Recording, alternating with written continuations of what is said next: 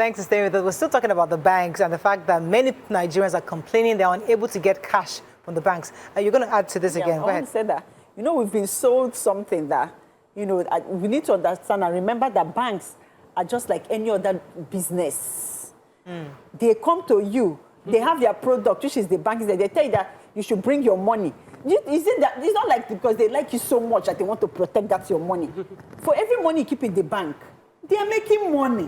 The bank is already making money from our monies that sits in the bank. They say to give loan, they turn over the money, they are making money. So this brings me to my point. If you say you want a cashless society, don't come and stress me, and then I don't have access to cash. The banks can afford to open ATM everywhere in Nigeria. Don't come and stress us. You're opening branches in Paris, in Dubai, everywhere, when you cannot even sort out the ones you have in Nigeria. Secondly, I beg, I know people say abroad again. You can withdraw up to £500, anything abroad with ATM. No, if nobody charges you £1, they don't charge you nothing for using the stronger ATM. Economy. Let me land. Well, yeah, the charges on having your money, putting your money in the bank is too much. To put the money wahala, to bring it out wahala, everything wahala. Then you go to, they say that it's cashless society. Is he a ghost that is selling all this plenty money at events and functions? Who is selling all this mint and all this money? Does it come out? Is it coming from heaven? The POS people who are giving them all this money, the POS people will not have the cost. They're all sitting down in front of every ATM. Every ATM has a POS. So they say, corruption. Now we do ourselves for Nigeria. Most times we say government. We are the problem. Okay, so let's put ourselves in the shoes of the bank owners or the managing directors, because I have 200 ATMs across, and the cost of actually there's a bit of cost in of course you have to maintain power, there's a bit of cost in maintaining those ATMs, and then there's a new business line of POSs who come to me to collect money and sell to people. Now I'm looking at the business option. Like, okay, which is less cost for me. I'm trying to see. I have to see. I'm trying to see the other side of. Yeah, I hear the part that I shouldn't be buying my money, but at the same time, I'm also understanding that we are a peculiar nation with peculiar people, with peculiar literally levels where not everybody has access to come to the bank and start writing filling form. And we're saying that not everybody can be punching ATM machines. So the Yasikira again, who is there, can say, give me my POS. I can get cash. So we are solving a problem for those people. Now, if you and I, who have the ability to read and write, they don't expect us at the bank. They expect you to use. That's why they keep saying, get your online working and activated. So they are trying to reduce the number of people coming to the banks in the first place. So if you come at all, you don't get a lot of cash. So we're discouraging you from coming to the bank. That's the reason I am saying. And I hear you, and you're right. You're right to the degree that they are giving us solutions. And you're also right that these solutions will not come free, right? But in every business, because this, as Amaka clearly stated, the banks, the POSs, the ATMs, and everything like that, is someone's business. Someone is making the money at the end of the day. And that person is a private individual. And then we have the CBN that makes sure that Nigerians are not exploited in this your business, that you're preferring solutions to them. How are you doing it so that it is fair, even for the Nigerian? So you told us, put your money in banks, we'll charge you a little for the maintenance. But we have seen in different ways how these charges have increased. And some of these charges we don't even understand, that we have called banks out several times.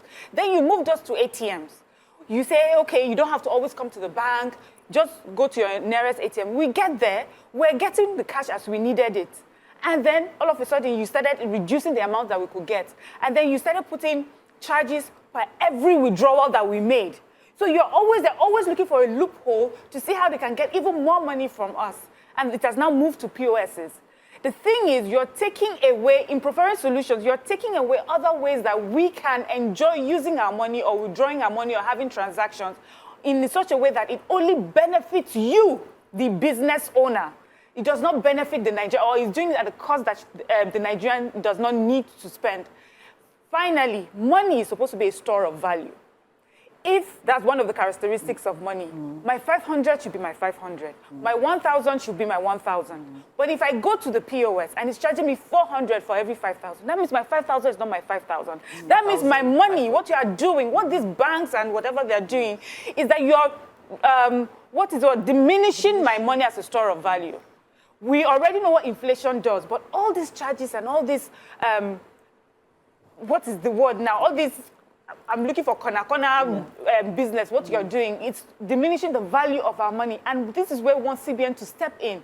Do you understand? FCCP. This solution should not cost the Nigerian much more than they need to offer, or much more than they need to give, or impoverish Nigerians because they are asking for solutions. And finally, we have seen that it can be done without all these extra charges in other countries. Yes, they are bigger or stronger economy. Let us work towards that. And how do we work towards that? Is that what will happen is that if we keep doing this, when the economy gets bigger, you will charge Nigerians more. Okay, let me take this call from Chinedu. I'll come to you, Sokwe. Chinedu, thanks for calling. You're live. Yeah, good morning. Good morning, sir. Sorry to bring you back from the first comment, and that's that man the governor, Monday Oboro. It's a disgrace to education. It's a disgrace to entire Nigeria. It's a disgrace. The whole world is watching. And that shows that the people that are planting there want to use it to export. Okay, Toko, you're going to go ahead. So I was going to talk about the fact that we have consumer protection, and we have the CBN, we have regulatory bodies. The cashless policy idea was very good, and the more we add to reduce stealing, it even helps my financial discipline. It helps me to keep track of all my expenses if I'm doing transfer. But you know what it has helped me to do? It has helped me to realize how much money the banks are making from me. Like, because I track my expenses and I know how much I spent and I know how much left in my account, so I know that the banks have made this much money from every transaction. Now I don't transfer 2,000, 1,000 anymore. Before I look at it that, how will I pay you 1,000 naira cash? Let me just do transfer. But I realized what the charges was huge on every single transaction I do. That's on one note. On another note is the fact that we have banks, a lot of our banks in the past 3 months have been going through major IT glitch. You send money, it will reverse. You open your app, it's not opening. You can't access your money.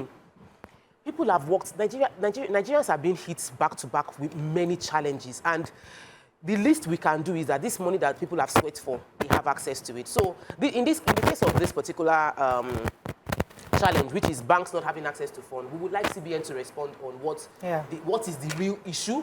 We would like FCPC to come out and talk about how they are protecting Nigerians from being exploited by POS. Can we drop the costs for POS transactions? Why is POS transaction that expensive? Let's ask the question. Help us to help ourselves, because very soon, what we were running away from, people are running back to it, which is holding on to their cash, not using the banks. I have a message here from I think it's from Mr. Benga Demujimi. He said that many Nigerian bankers are rogues. I went to the bank in Ogudu to collect 100,000 naira. They said I can only get 20,000 naira. But the POS operator came in and gave 1 million naira mint cash. And I pulled the trouble trigger, and then they answered me, I'm closing that account this month end. We are more terrible as a people than our leaders. Yeah. So it goes back to what we always say, with the people. We need to start, and we need to start. See, we need to start educating. So he went to the bank to collect 100,000 and he couldn't get it. But the bank brought the POS specialist to the bank, and they were able to get money out. To give someone 1 million. 1 million naira mint cash. So we need to say a change. Sometimes change for this to happen. We need to start educating people about bank, value of your money. The reason why the banks came into effect in the first place, what the bank is supposed to do for you. The bank is not supposed to be charging you money to use your money and make money and declare profits. People need to understand what you need to educate yourselves. And if not, there should be all these content creators need to now come out and jump on it and educate people. Let's put it. What the hell? Banks are businesses and they are meant to make money. Number one. However, the idea of banking was that when I save my money in the bank makes money by using it to loan other people. Not that they make money from me saving the money in the bank. I'm supposed to get profits from putting my money in the bank. So we've altered banking into a profit-making business. I feel that there is room for all those that's why microfinance banks. You know that there's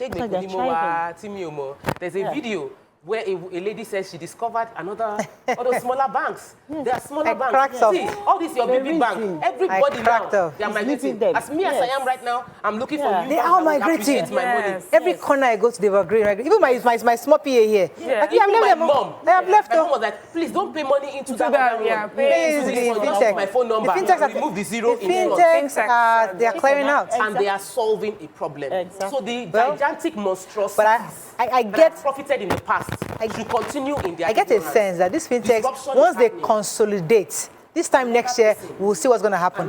We have to wrap up. Another group of financial... Okay, I have Tony from London. Good morning, Tony. Please, let's- Our last caller on this topic. Go ahead, please. Yeah, hello. Please, is there no way you could call those who are doing this? Can you, hello, yeah. Can you please invite or talk to those people who are directly involved in all these Right. problems? Because it's a shame. What's the meaning of someone having a bank or, Thank you very much, people? Tony. So usually when issues happen, the ladies, we just open our phone lines for Nigerians to lament and talk about it.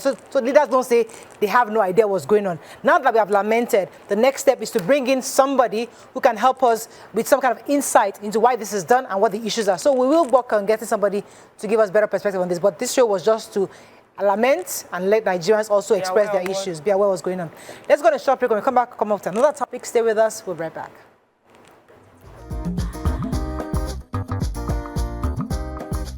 Stay tuned. Your View will be right back.